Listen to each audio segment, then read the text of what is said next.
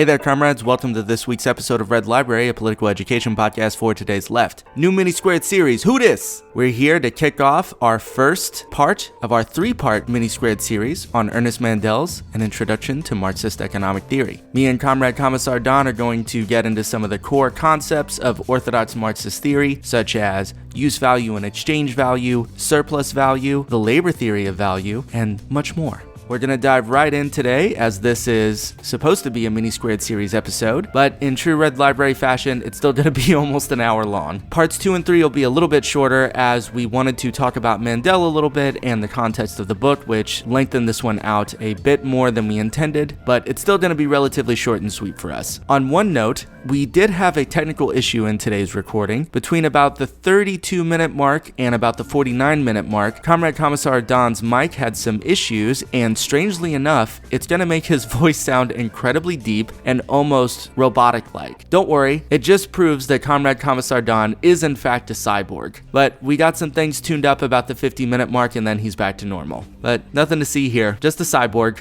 on a leftist podcast. Just, the singularity being achieved in real time. Don't worry about it. Everything's fine. You're fine. We're all fine. Just a quick reminder that this month we're kicking off our new release schedule, which means that there will not be a free wide release episode next week. We're going to have a Patreon exclusive episode. We're going to be tackling The Lighthouse, the recent film from Robert Eggers, with me, Comrade Commissar Don, and Comrade Commissar Alex, and we're going to be reading it through the lens of scientific rationalism versus the mythical religious worldview, or an even simpler way to say that, it's going to be The Lighthouse through the lens of boomers versus millennials. So remember, head over to our Patreon page, and for as little as $1 a month or a quarter an episode, you can get access to that, our Discord server to hang out with us, shitpost, share memes, talk with other patrons, and all that other good stuff. Remember to like the show on Facebook, follow us on Twitter, and remember, just keep subscribing, sharing the show around, posting it places, just spreading the word, spreading the Red Library gospel, whatever that is. I think that's just shit-talking and reading hard leftist theory. All right, y'all, enjoy part 1 of Ernest Mandela's An Introduction to Marxist Economic Theory, and we'll see you back here afterward.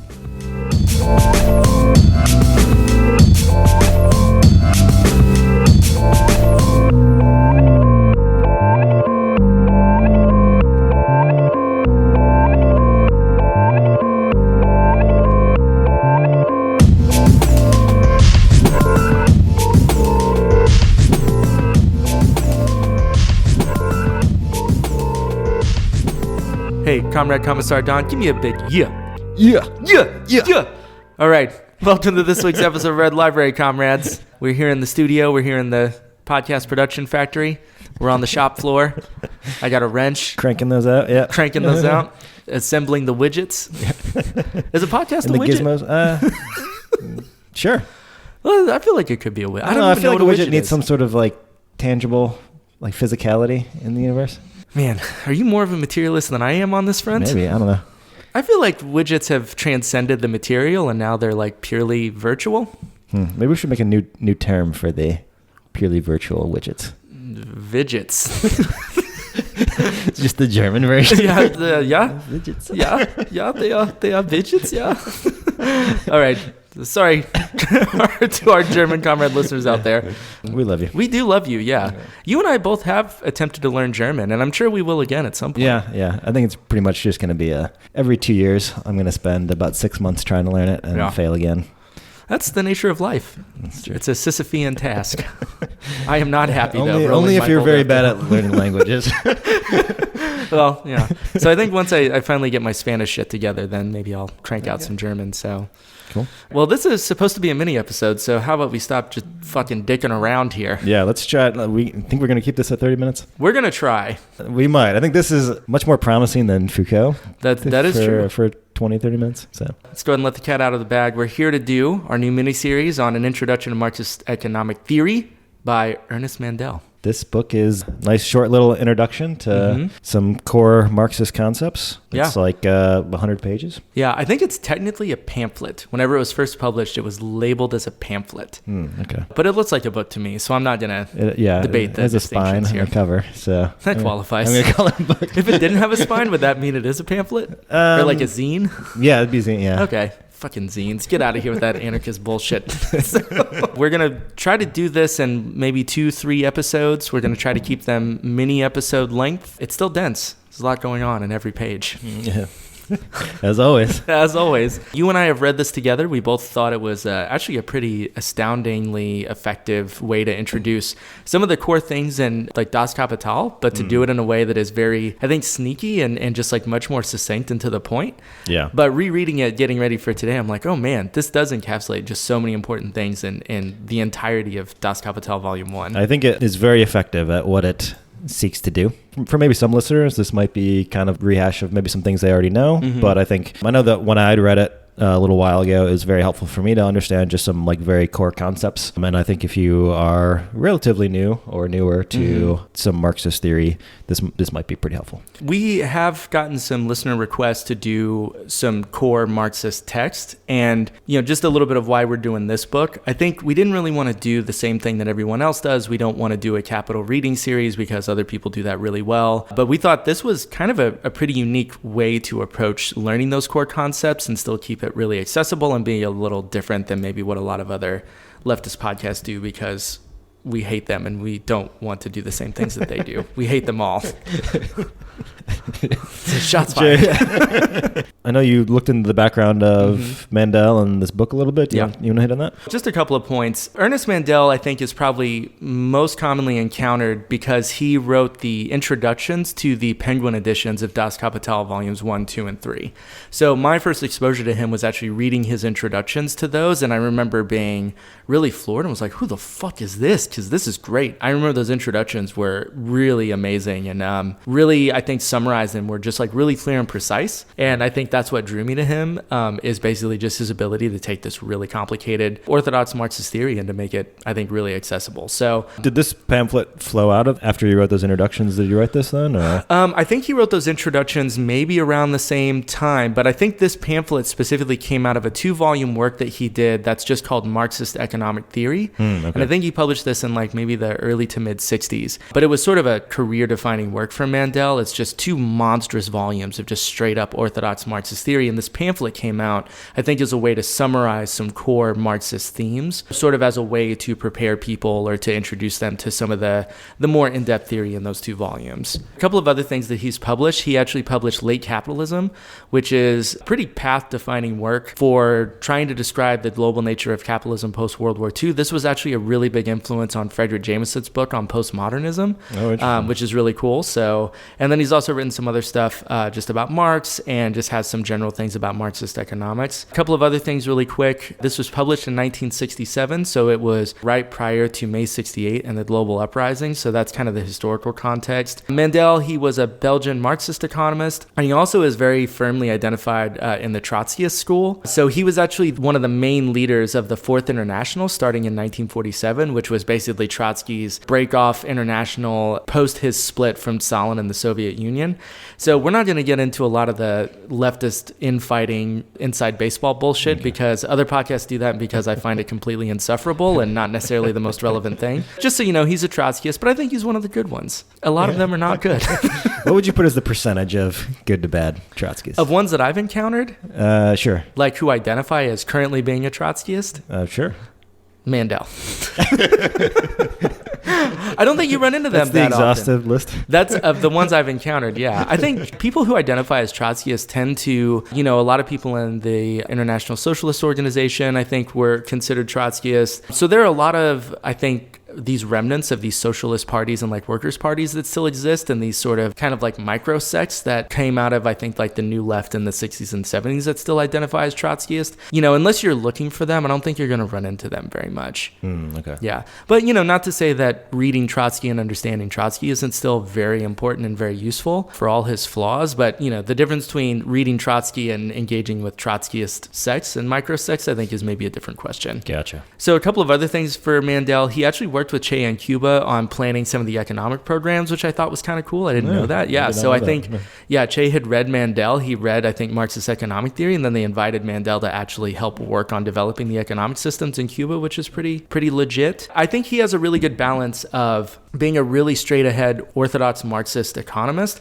but also balancing that with a lot of ability to be like independently minded and like creative in how he approaches it within that tradition. So should we dive into this? So this book is, this book, damn it. Sorry. It has a spine, so it is a book. That's our position. That's what we're calling it, yeah. That's the official Red Library position. This is a book. So says Commissar Don. I approve.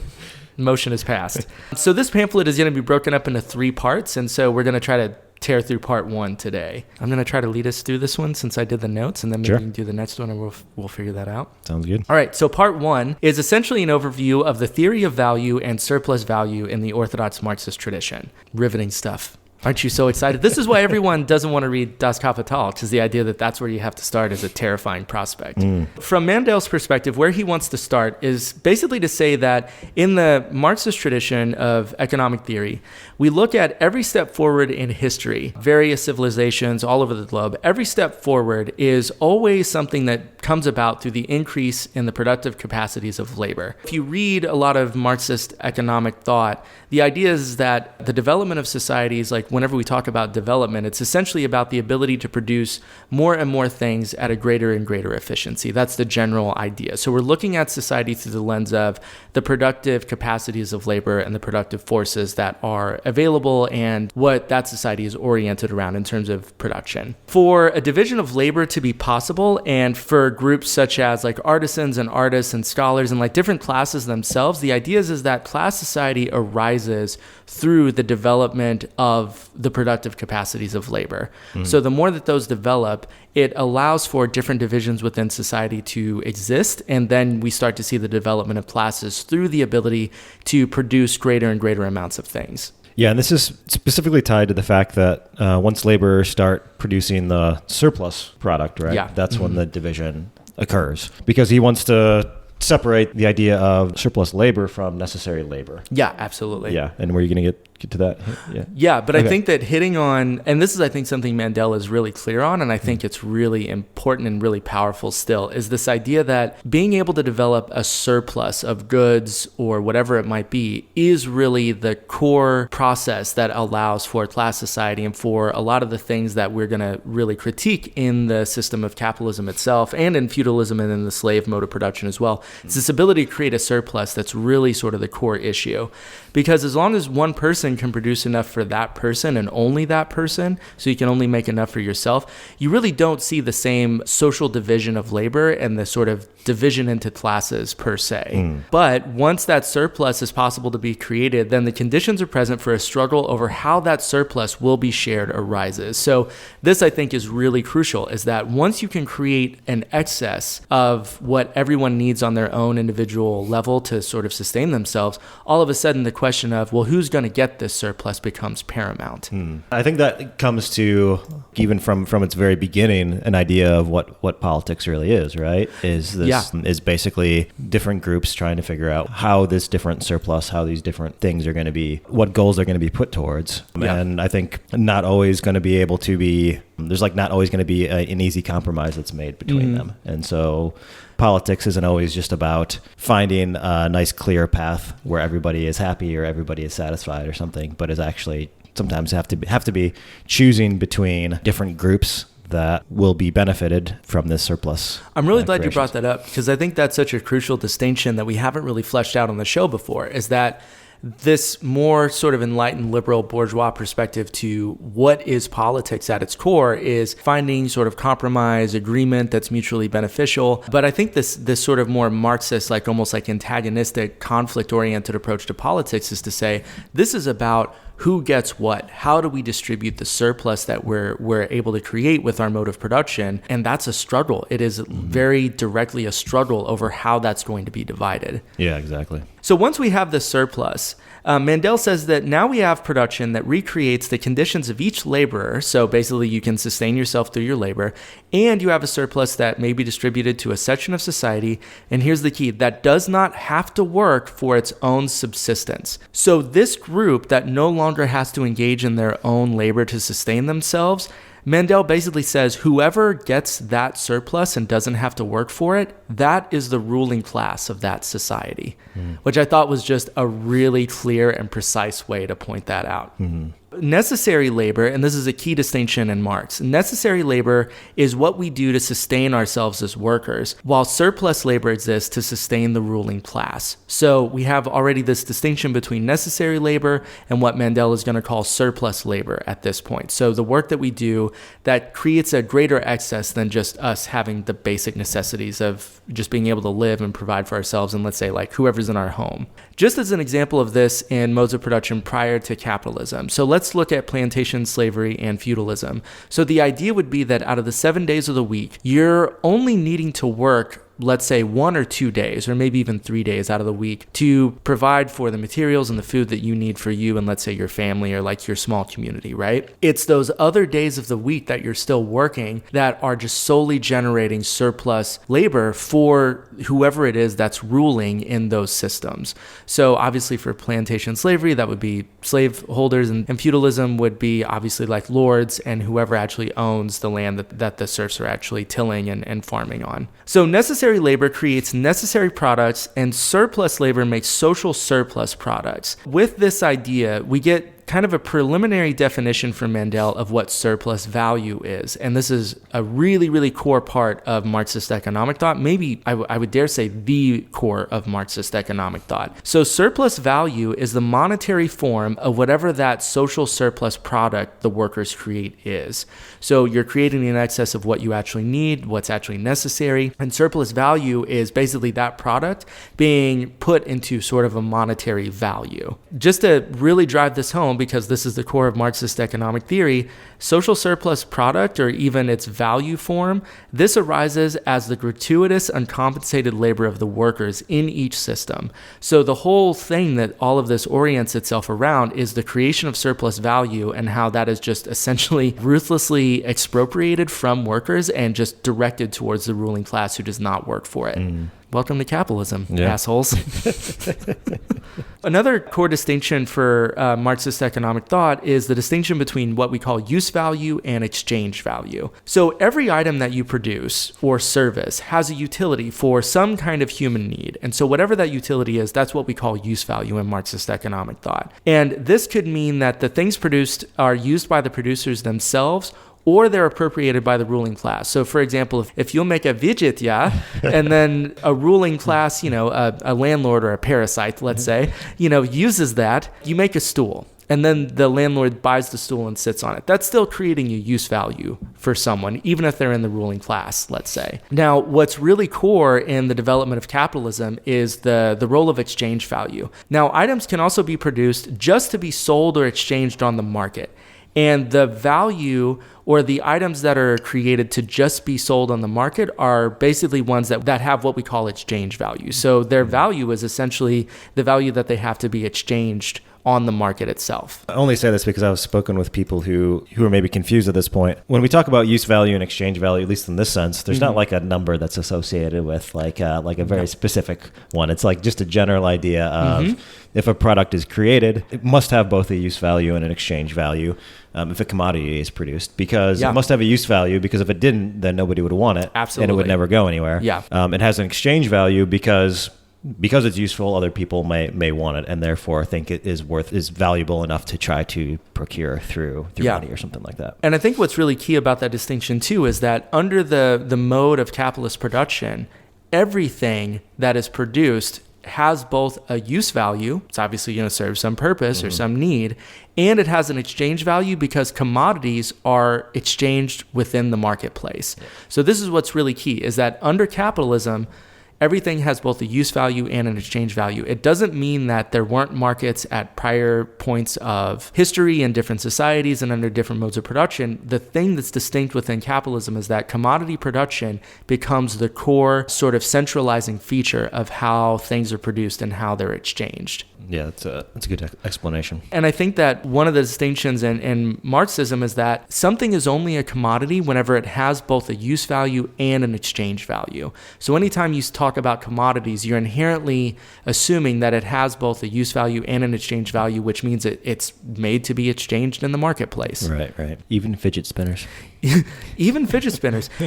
Someone needs to do like a really hardcore Marxist analysis of fidget spinners. I nominate you. Fuck. Damn it. Why did I speak up? Why do I do these things to myself? That's the next Capillary's blog post. The commodity fetishism of the fidget spinner. Actually, you know what? There's probably a lot there. There might be, yeah. Yeah. Even if there isn't, I'm going to find it. Okay, I'm going to read a quote from... Did you want to say more about fidget spinners? No, not about... I was going to move on, yeah. So why don't you read your quote? Yeah, so I have a quote here from Mandela that I thought might be useful. He says, "It must have a use value or else nobody would buy it, since a purchaser would be concerned with its ultimate consumption, with satisfying some want of his by this purchase. A commodity without a use value to anyone would consequently be unsaleable, would constitute useless production, and would not have no exchange value precisely because it had no use value. On the other hand, every product which has use value does not necessarily have exchange value. It has an exchange value only to the extent that the society itself in which the commodity is produced is founded on exchange, is a society where exchange is common practice." So essentially, this is like a really straightforward way to say you have to have an entire society built on exchange for commodities to even exist. So in a sense, before capitalism, items could have a use value, maybe an exchange value, maybe not, yes or no. But under capitalism is when everything has both a use value and an exchange value. Absolutely. And again, it's about the whole society being organized around this particular way to produce things and to distribute resources to people. I was going to read this quote real quick on page 20. "In capitalist society, commodity production, the production of exchange values, has reached its greatest development. It is the first society in human history where the major part of production consists of commodities." Yeah. And so, yeah, I think that was, again, it's not as if people weren't trading. It's not as if like this shit didn't happen before capitalism, but there is a shift in capitalism. Absolutely. That is clear. So the next time you're talking with someone and they basically say, well, haven't there always been markets? Hasn't there always been commodity production? So capitalism isn't really any different. You spit in their face and you tell them to listen to this episode. I honestly cannot tell you how many times I've talked to people that it's really common. Capitalism right? is embedded in humanity itself because we've always made things and traded them as if that's capitalism. So that's just wrong. I mean, well, it's half right. I mean, to me, I was always like, well, they still did that in the Soviet Union too, right? So that wasn't really a communist system, so you shouldn't be afraid of. Damn, fucking fact did it and logic did it. Just got Shapiro'd right there. This is why whenever Comrade Commissar Don speaks, you should listen carefully, because that just gave you a devastating counter argument to use against people who say shit like that. I mean, most people who say things like that aren't going to be convinced by any sort of counter argument. Well, but you can feel better that you just destroyed them with facts and logic. Yeah, that's true. Owned. Utterly devastated. Fucking burned. Liquidated by facts and logic.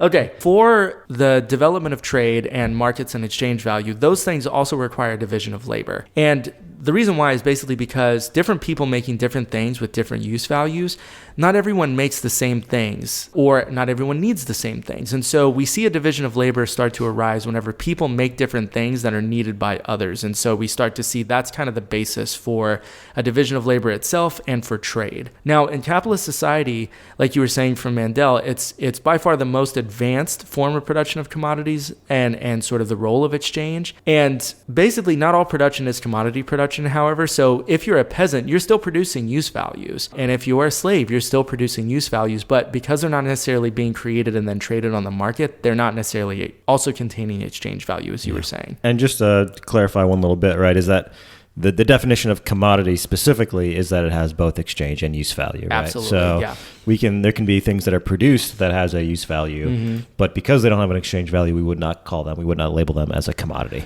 Absolutely not. So commodity, again, assumes both use and exchange value at the same time. Now, with the emergence and regularization of commodity production, we also see that this is related to the rise of the old Marxist concept of alienation. So I'm going to read a quick quote from Mandela here. He says, "Obviously, this phenomenon of alienation does not exist, at least in the same form, in a society where commodity production is unknown and where the life of the individual and his social activity are united in the most elementary way. Man works, but generally not by himself. Most often he is part of a collective group having more or less organic structure. His labor is a direct transformation of material things.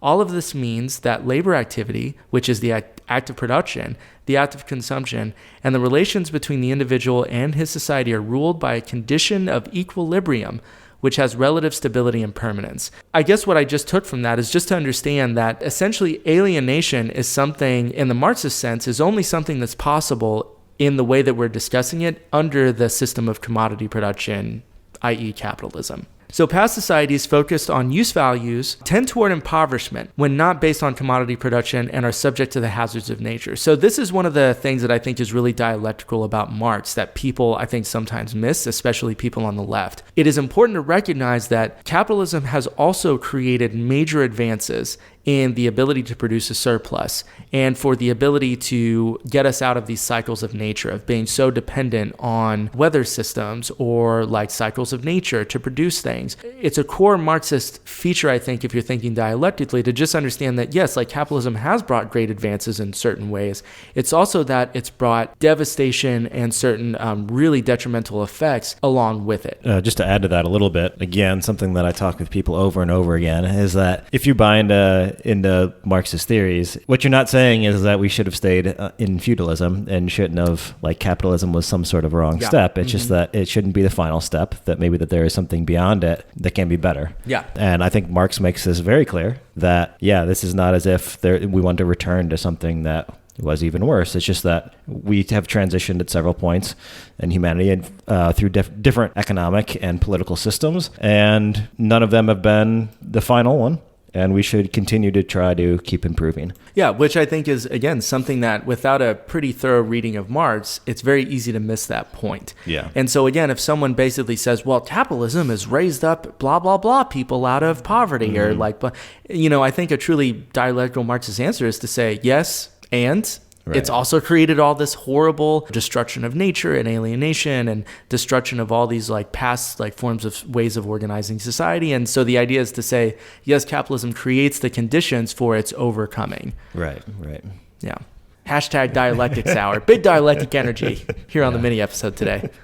So we want to keep talking about alienation some? That's the thing though, is I feel like Mandel just sort of like touches on it really quickly and then moves on. And I don't know if there's a lot more to say outside of just that alienation, which I guess traditionally in the Marxist sense basically means that you're kind of split off from the totality of the fact that you produce the things that you're going to use. Mm-hmm. And it basically leads to this feeling of you're just very disconnected from this total process of production and you're just sort of doing one small piece of it. Yeah. I did want to touch on a little bit on the fact that I think I've spoken with some people in the past where they talk about alienation. They think that it must mean that anything that feels like work or that's something that you don't want to do is necessarily like alienation, which that is also wrong. Yeah, exactly. And so, at least in Marxism, that is actually completely wrong. And it's not as if when you're doing things for your own benefit, as if, like if you are growing your own food, it's still going to be work. It's still going to be hard labor. Actually, probably more work than what I typically do at my job. Playing Fortnite all day long, being a pro gamer. Right. But yeah, exactly. But I think it's about whether you understand the necessity for doing it or not, or are motivated to do it under your own. To me, I almost feel like it's the distinction between like when I was a kid and my parents would tell me to do chores around the house, and it was terrible because I didn't really understand why they cared or why they wanted me to do it. And they like were now, your bosses. Yeah, exactly. And now, like as an adult, like you kind of have to do the same shit. Yeah. But you at least like are internally motivated to do it. Mm-hmm. And I guess that's kind of where it's kind of dumb and kind of like a simple way of thinking about it. But to me, I would say that is like maybe the difference between like both of them were work, but one of them was like very alienating work because it definitely wasn't myself that was motivated. Yeah. I was like, I don't see the reason for raking these leaves. That seems dumb. I don't care if there's leaves out in the yard. Yeah, gives a shit. No, I think this is actually a really, really elegant way to draw out the distinction. One thing that Mandel doesn't touch on that's sort of a core part of the early sections of Capital Volume 1 is that Marx sees our ability to work and to transform our environment and transform ourselves through interacting with the environment through the process of our labor as like the core distinguishing feature of what it is to be human. So yeah, it isn't saying that, if you're working and like you don't like what you're doing, you're alienated.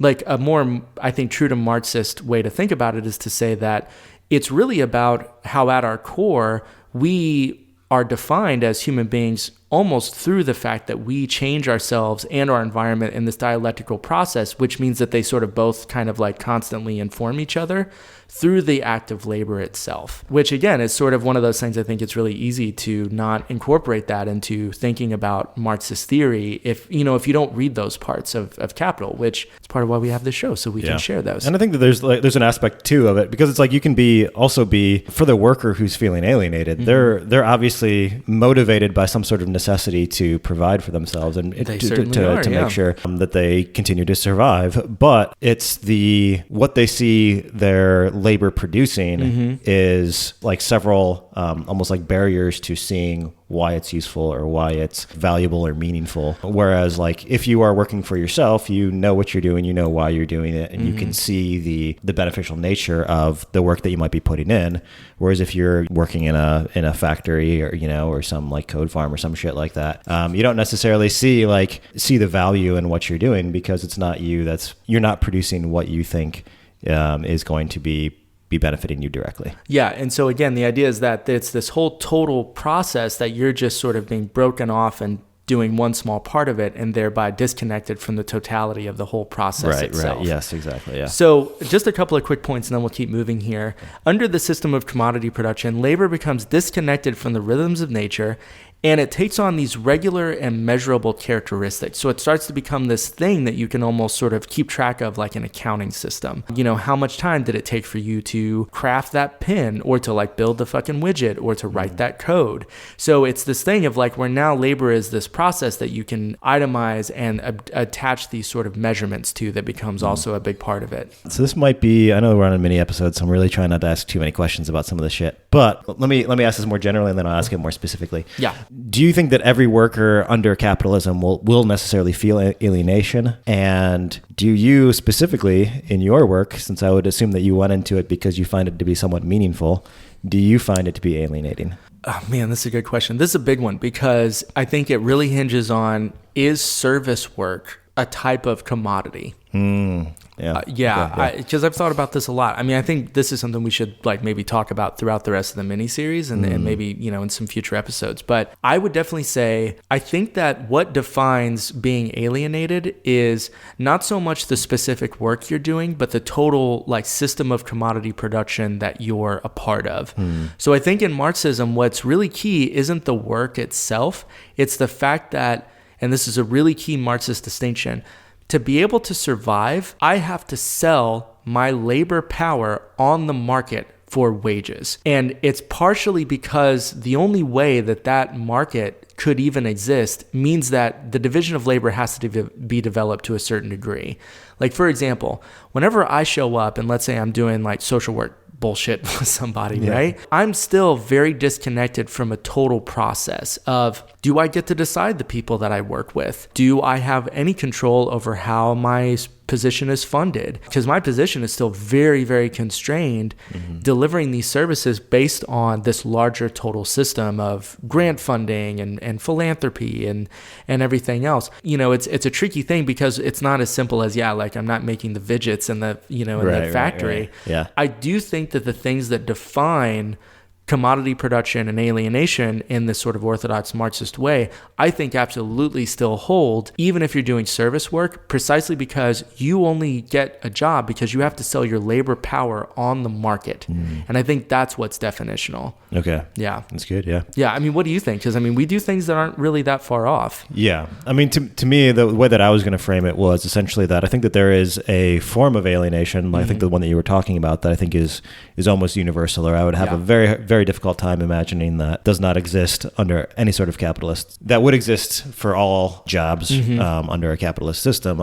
I will say, though, that I've also experienced being in certain jobs where the feeling of alienation was much stronger than under other jobs. And yes, I do think it varies depending on the job that you have. So I've definitely had some jobs of where, I felt like just what I did, even on a very daily basis, felt incredibly meaningless and alienating. So you've worked in a factory, right? I have, yeah. Yeah, I mean, I've worked in a warehouse, and I can tell you that was a very similar experience, where you really just feel that I am literally moving one thing to another thing, and this feels like the most meaningless fucking job imaginable. But I think that was a helpful distinction to make. I think these are good too, because I think a lot of times like people avoid reading, I think like the heavier Marxist shit, like Capital Volume 1, for example, because the way that these things, it's like Marx is very, he's very rigorous and he's very complicated.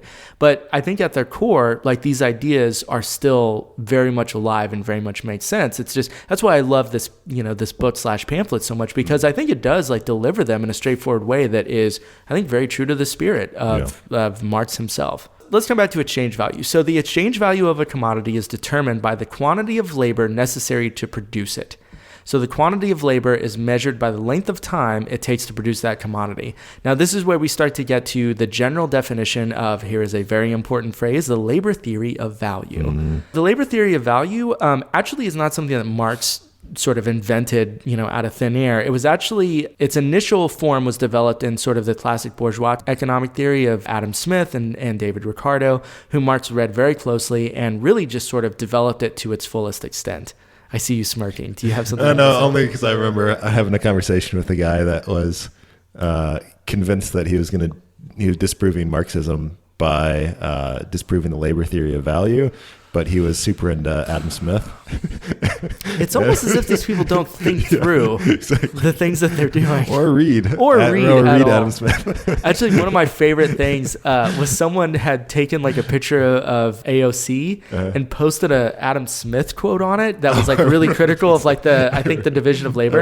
And then people were like, this is a bunch of Marxist garbage and blah, blah. And it's like, this is your boy. Yeah. This is Adam Smith right here. Adam Smith also very critical of division of labor and capitalist production in a lot of ways. Okay, so there are a couple of qualifications to the labor theory of value. So let's just lay these out really quick.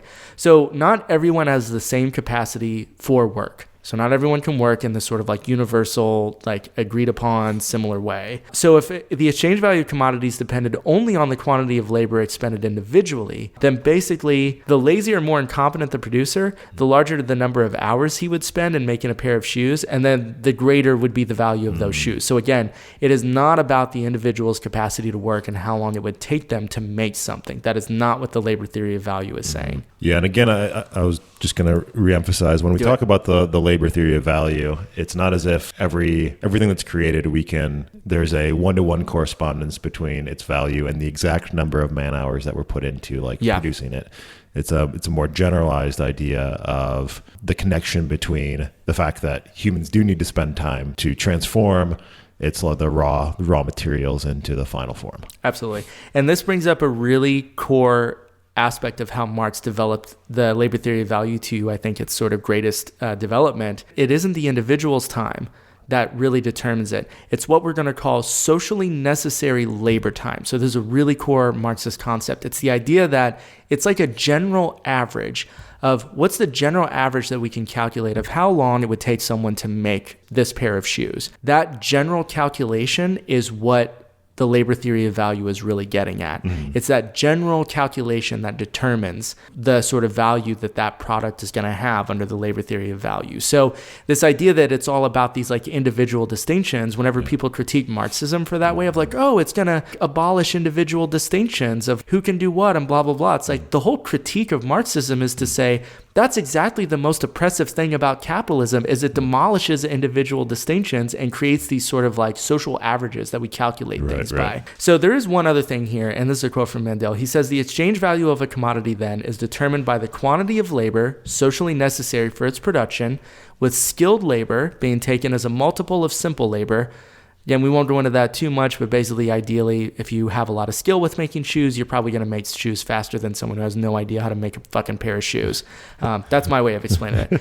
And then basically, there's a calculation about how to sort of equalize those things. But this idea that there is this basic thing that we're saying about the exchange value is determined by the quantity of labor socially necessary, like the general social average. This is the kernel of all Marxist theories of economics and value. Mandel starts to kind of wrap up part one with a couple of other quick things. So when the distribution of productive forces no longer corresponds to the sort of division in wants in the general social body, that the economic equilibrium is destroyed and both overproduction and underproduction appear side by side. He has this example where he basically says whenever automobiles were created, there was a huge demand for automobiles, but there wasn't enough to go around.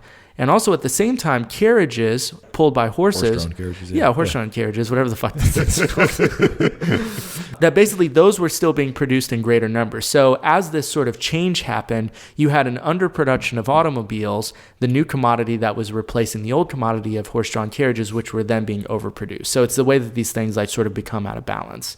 So socially necessary labor time also incorporates some aspects of what market demand is for various commodities. And it does this by indicating things which have surplus value. And it also indicates things that exceed demand in the marketplace and the ability to buy those commodities. So basically, the idea is that labor, which finds no equivalent of buying power in the marketplace, essentially is sort of part of how the socially necessary labor time equation is kind of factored out. I mean, we're trying to get the core concepts here. I mean, this is also one of the things that frustrates people about Marx and like economic theory is whenever you start having to do calculations in math. Right. But again, we're just trying to lay out the general concepts here. I don't know. I feel like you're much more skilled at math than I am. So I don't know if you want to comment on the role of math. All right. Well, we'll just move on. Fucking math is overrated anyway. No, I mean, I will say that I think that a lot of the economics works will use a lot of math and graphs and things like that. And I think this introduction that Mandela is writing has almost none of that. So if that's what keeps you from reading them, you should be fine with this book. Yeah. Also, again, one of the great ways it really just sort of distills all this down into like pretty straightforward, readable language. So let's lay out a couple of things here, and then I think we should end on the traditional proofs for the labor theory of value. Right. So really quickly, Mandel says that under capitalist production, there are three types of capitalist firms. So basically those who create things at the social average of demand and supply, those below that are usually what you could call sort of like backward or obsolete in their production, and those that basically exceed the average. And usually they do this through having greater advanced technological capacities or sort of innovative methods for producing things. Technology in the advanced firm, basically what they do is they figure out, well, if we can create a way to economize the production process, the more we do that, the greater profit we create for ourselves. The less we spend on costs and like paying our workers, the more profit we make. So this is a core driving thing in the entire capitalist economy, is this race to say who can develop the cheapest, most efficient economic ways to produce this stuff. Whoever can do that the fastest usually is going to create the greatest profit for their firm. And so this is kind of the drive for profit, and the profit motive in capitalism is always this thing about trying to find what is the most innovative ways to create things. Yeah, and I would say that at least critiques I've sometimes encountered about this idea of the labor theory of value, of basically showing that the number of hours required to produce a thing can be variable. Yeah. I think the Marxist idea is specifically like, it is exactly the fact that these things are not like rigid, that allows for profits to be created and allows for differing like firms or companies to continue to push to try and gain an advantage in the marketplace. Absolutely. So the idea that these things are never like set in stone permanently, that a laptop can have some value due to the labor, and then later, several years later, when other techniques are made, that has less, is like, that's specifically part of the Marxist theory. It's not like a critique of the theory. Yeah, it's actually exactly what the theory is sort of laying out. So in the theory, this is what we call relative surplus value. So the sort of edge that you get through greater technological capacity or methods gives you this sort of relative surplus value that's sort of a little bit better than the general average that most firms would have, like producing, a pair of shoes, let's say. Just to wrap this up, let's tag a little Mandela quote on here. Sure. Every capitalist enterprise is forced by competition to try to get greater profits, for this is the only way it can constantly improve its technology and labor productivity. Consequently, all firms are forced to take the same direction, and this, of course, implies that what at one time was an above-average productivity winds up as the new average productivity, whereupon the surplus profit disappears. So this is exactly what you were saying. And what's really key here is that there's a way that just through having to compete for relative surplus value in this way, it tends to force firms in towards the same direction and methods of production. So you find out what someone else is doing that's a little bit better than you, and then there's going to be an incentive to basically mimic that same way of producing things. So there's a way that this sort of enforces a kind of conformity on the market and on production itself that I think is really, really core in the capitalist economy, is how it sort of in some ways doesn't actually generate creativity. It actually stifles it, I think, by basically forcing people into the same like general directions based on kind of what they're already doing. Speak of creativity, right? I think we've all seen within the past decade or two when it comes to, for example, making movies, right? I was just railing about this in my own head yesterday. Really? Okay, yeah, it's like if you think that capitalism necessarily produces creativity and new things, I think all you have to do is look at the movie industry and see that it's actually reiterating the same shit over and over again that actually seems to sell the best. And that's what they've essentially gone to. So think about this. I'm not saying it was a perfect system by any means, but could you imagine someone like Andrei Tarkovsky being absolutely cutting edge, nationally renowned director under capitalism? No. Because that's one of the things is that, you know, there is a difference between saying, putting everything to the logic of the market versus saying, well, you know, there's a state, and basically part of what the state's role is not to sort of, like, it sort of generates creativity precisely by investing in certain things and supporting like certain people and certain ideas and types of like artistic production. So I'm just saying, if we had, you know, a sort of authoritarian Stalinist dictatorship, I think we'd have better movies. Just to be clear, though, I think what we are saying is that under capitalism, we do have a dictatorship of artistic production. Right, it's just like whoever monopolizes the market the same way fucking Disney has. Yeah, exactly. Well, let's wrap up with Mandel's presentation of 3 traditional proofs of the labor theory of value. So I know that he sort of goes into these, but I thought maybe we could just kind of briefly summarize them and then wrap this up. Yeah. So do you want to take the first one, which is called the analytical proof? Yes. So the first of these is the analytical proof, which proceeds by breaking down the price of a commodity into its constituent elements and demonstrating that if the process is extended far enough, only labor will be found. So yeah, it's essentially that when you follow the process back far enough, that again, if no labor was invested, that all we would have is the raw materials. Yeah. Mm-hmm. There's no possible way that even if we have automation, that's just still is essentially removing one layer, right? Yeah. That automation, because now you have human labor that is creating the automated robots, which then create the commodity. In some things, we do have to go several steps back, but in all of them, there is necessarily human labor or action that was necessary for that commodity to be created. I think that was beautifully summarized. Okay. Well, you might have to help me on the second one. So this is probably the more difficult one. So this is called the logical proof. And this is actually the proof that comes straight out of Marx himself and can be pretty tricky. So let's see if we can summarize this one. The argument is essentially that in order for commodities to be exchangeable, right, is that there must be something that they share in common. Yeah. And for him, the only thing that they could possibly share in common, let me read this from Mandel. First of all, they have an infinite set of natural qualities: weight, length, density, color, size, molecular nature. In short, all their natural physical, chemical, and other qualities. Is there any one of the physical qualities that can be the basis for comparing them as commodities, for serving as a common measure of their exchange value? Let me skip ahead a little bit, because the answer is, of course, no. There's none of the physical properties that could be.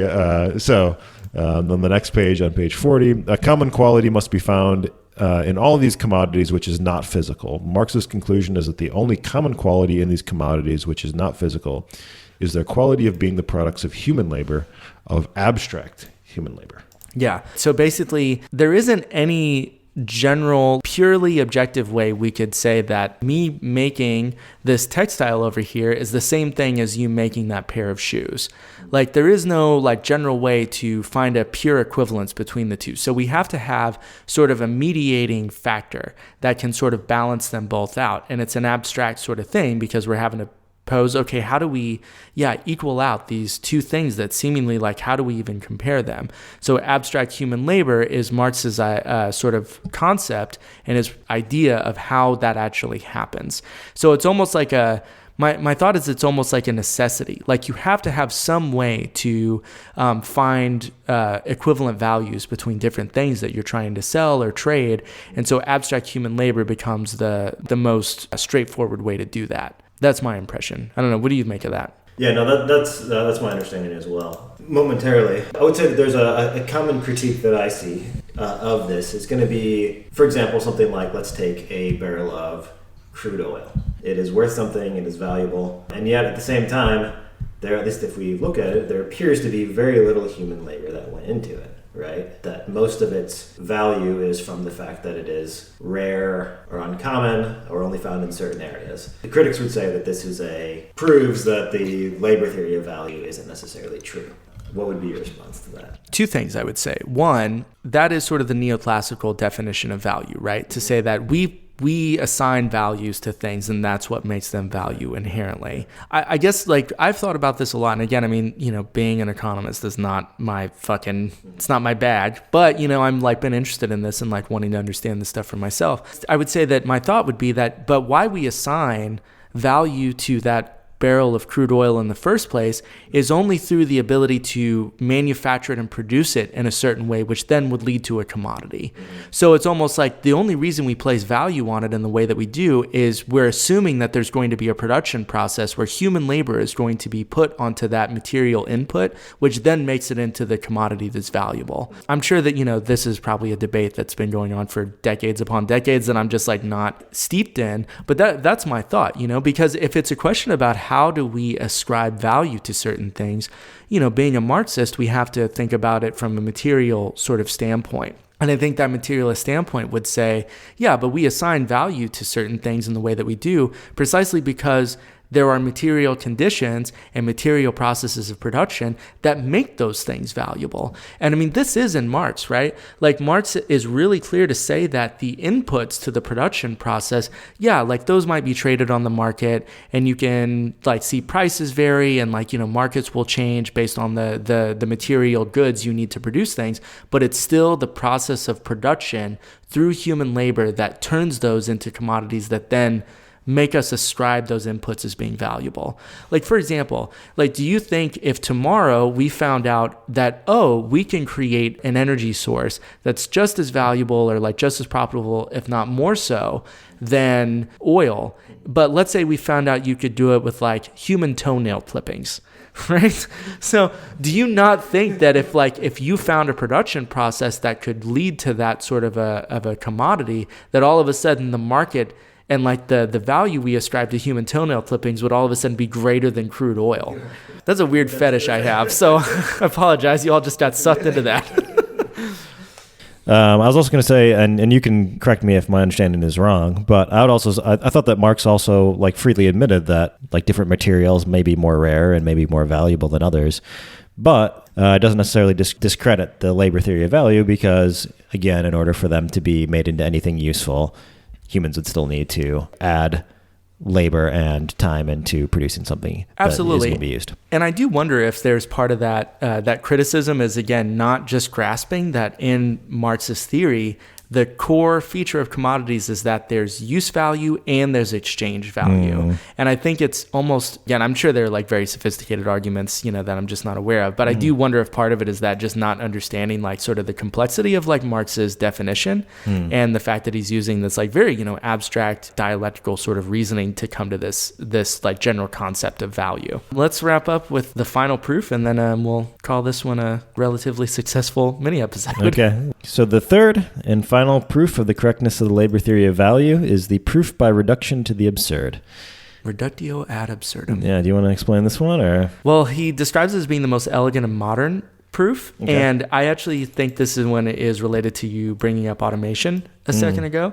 So the argument is essentially that, actually I'll read this quote from him again at the bottom of 41. Can there be a society where nobody has an income, but commodities continue to have a value and to be sold?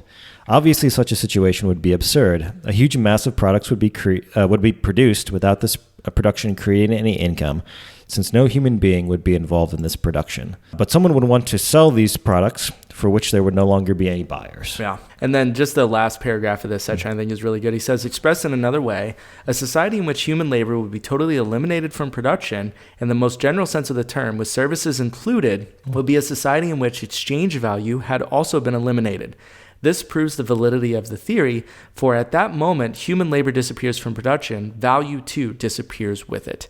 So again, like pretty elegant to just basically say that if there was no human labor at all involved in these commodities and how they're produced, the idea that they would have exchange value also would go out the window. Yeah, I'm a little on the fence about this one. I'll be honest with you. I feel like it's very heavy on the value side of the and less on the labor side, which is an interesting take. On the other hand, though, I don't know, I'm trying to gather my thoughts here. I don't know, do you find this one convincing? I think it is to some degree. I just think it underestimates, just to give it a little bit of credit, the importance of ascribing value to things would have on how we determine what someone costs on the marketplace.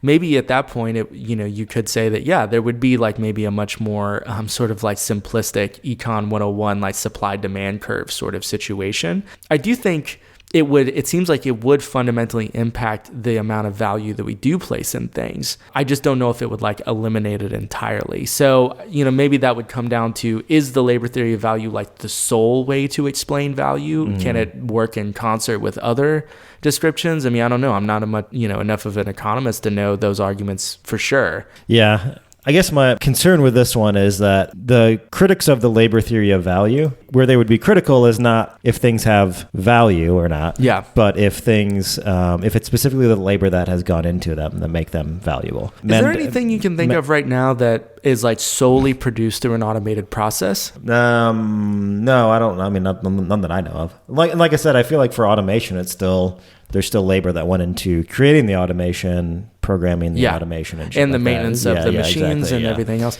The only thing I could think of would be, are there things that are produced through, let's say, 3D printing already that are trying to be sold as commodities?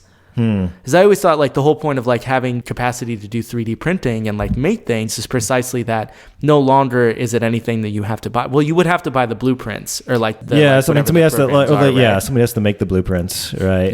Somebody has to produce the machine as well. Yeah. But again, I think that to me at least that first defense of the labor theory of value, the analytical proof. The analytical one, I think would go more to that one. This one just kind of seems to be that, well, if nobody had any money, nobody would be able to buy anything, and therefore nothing would have value, and the only way that people gain money is by working, and so if they're not working, they're not getting money, they can't buy it.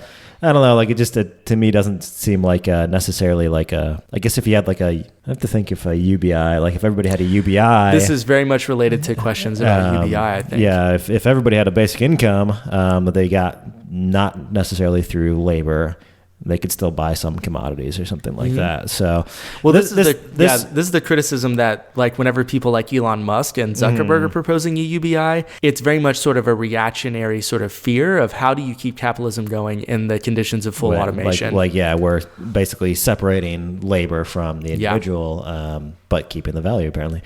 So you can still generate profit. So it's a compromise where you can still have profit and sort of this ruling class division without any real human labor being needed. I think when I read this one the first time, it reminded me of those. Have you ever heard of the proof of God? I think it was one of the ones that during the Middle Ages, which was basically I believe it because it's absurd. No, it was more of the definition of God is the most powerful being that can be imagined. Oh yeah, and a being that exists is necessarily more powerful than a being that doesn't exist. And therefore, we have to believe that God must exist because the definition of God states that it's the most powerful being that we... And it's to me, it's almost more of almost like a language. Either they had a very different idea of how language worked, which maybe is true, right? That language was a perfect mirror of reality instead of just an arbitrary system of signs. Yeah. In which case, I think the argument would probably be more convincing. I feel just kind of when I read that, I was more just this almost feels like a little bit of just playing with word games. Yeah, a little bit of playing with word. I don't know. Maybe I don't understand it very well. So no, I mean, I don't know. I mean, it is interesting, right? I mean, this goes back to something that the linguistic philosopher Wittgenstein would say, that a lot of these sort of philosophical problems are really just sort of word games and semantics that we're kind of getting ourselves wrapped up in. I don't know. I mean, this is something maybe we'll have to keep talking about. I mean, it's only a huge century spanning problem within economic theory that we're trying to discuss in a very brief mini Right. episode on this, but I think the fact that like just understanding that there are criticisms of it, and like how does this idea, which is seen as being a core feature of Marxist economic theory, like how is it talked about? Like what are some of the criticisms? What are the things to just think about? Like as you're thinking about this, from a Marxist perspective, that it's not perfect, right? Yeah. Like there are some weaknesses in the conception. Yeah. I mean, also I like the analytical one a lot. That one is very convincing. I do too. So that's the one that makes the most sense to me. I will say the thing I do appreciate about the reduction to the absurd proof is that it's probably one that we're going to get to test pretty directly sooner than later. So we're going to figure out really fucking clearly, does this proof actually hold or not? That's true. Yeah. I was actually thinking about The Expanse, and I feel like The Expanse almost kind of depicts a society where like there's just, I think if you're in the belt, right? And just so you all know, this is the sci-fi series called The Expanse that we're both very big fans of. But I think if you're in the belt, it seems like production is still something that like defines your life, right? Like being a worker. But it doesn't necessarily seem like that's the case on Earth still. Yeah. So it's something I've thought a lot about as we've been prepping for this episode. Is like, is that why like everyone on Earth, like there are no jobs and everyone is like on some sort of UBI, but everyone is still just massively impoverised? Yeah. That's my proof. That's interesting. Okay. It's the Expanse proof. the science fiction proof. All right. Cool. Well, let's wrap this up. We'll be back for parts 2 and 3, I guess, sort of sporadically over the next month or so. So again, I'll post a link for the PDF. It's available online if people want to actually read through the text. Again, it's, I think, less than 100 pages, 60, 70 pages maybe. Yeah. But it's good. It's clear, concise. And if you want to tackle some hardcore Marxist economic theory without diving into Capital right away, this is the best starting place I found. Yeah. I think it's a great intro. Thanks, comrades. Thanks for listening. Thank you, Comrade Commissar Don. Thank you, Comrade Adam. Thank you, Comrade Commissar Don. Thank you. No, thank you. Thank you. Let's clap, but we'll do the Stalin thing where we clap for ourselves because we are the people. Bye, y'all. We're out of here. Peace.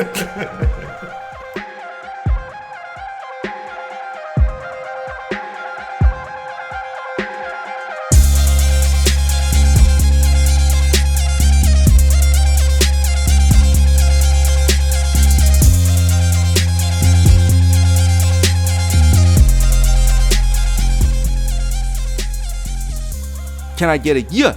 Yeah. All right, that does it for part 1 of Ernest Mandel's An Introduction to Marxist Economic Theory. We hope you enjoyed it this week. Again, this is our first time heeding the democratic call of our base and doing some core Marxist theory without necessarily reading the same stuff that everyone else always does. Again, lots of people do a really good job at this, so we didn't want to have to really reinvent the wheel. We'd rather just direct you to the people who already do it well. We appreciate y'all's patience hanging in there with us with the audio issues this week. Hopefully it was salvageable. It was still listenable. I thought so. We're really operating on a shoestring budget over here. So, it's not going to be perfect. I'm learning to be okay with that. That's something I'm working on. And I feel like this is a step forward in my own personal growth and development, which you are apparently hostage to. And you're along for the ride, whether you want it or not. If you are not a patron, we will see you back here in 2 weeks for our next wide release, regularly scheduled episode, which we have a few things in the works. I'm not going to drop any hints at this point, but we got a lot of good stuff coming up this year. And maybe by the next time we release a free episode, we'll be ready to make our big announcement. But in the meantime, comrade listeners across the globe, keep dreaming, keep fighting, keep thinking. Keep critically analyzing, keep searching for those lost futures. Show no mercy to your internalized, socialized consciousness from capitalist society. Stay strong, stay hydrated. We'll see you back here next time on Red Library. We out of here. Peace.